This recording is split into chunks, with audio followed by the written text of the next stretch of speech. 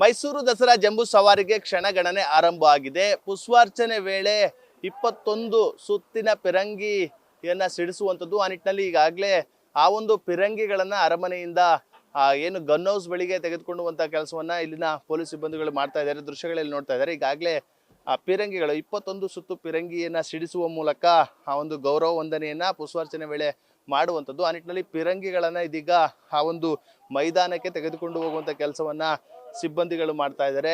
ವಾಹನಗಳಲ್ಲಿ ಇದೀಗ ಒಂದು ಪಿರಂಗಿಗಳನ್ನ ಸ್ಥಳಾಂತರ ಮಾಡುವಂತ ಕೆಲಸವೂ ಕೂಡ ಆಗ್ತಾ ಇರುವಂತದ್ದು. ನಿನ್ನೆ ಎತ್ತುಗಳ ಮೂಲಕ ಅದನ್ನ ಸಾಗಿಸುವಂತ ಕೆಲಸವನ್ನ ಮಾಡಲಾಗಿತ್ತು. ಆದ್ರೆ ನಿನ್ನೆ ಎತ್ತುಗಳು ಬೆದರ ಇದೆ ಹಿನ್ನೆಲೆಯಲ್ಲಿ ಒಂದು ರೀತಿ ಆತಂಕದ ವಾತಾವರಣ ನಿರ್ಮಾಣ ಆಗಿತ್ತು. ಇವತ್ತು ವಾಹನದಲ್ಲೇ ಆ ಒಂದು ಪಿರಂಗಿಗಳನ್ನ ಕೊಂಡೊಯ್ಯುವಂತಹ ದೃಶ್ಯಗಳು ಕೂಡ ಕಂಡು ಬರ್ತಾ ಇರುವಂತದ್ದು.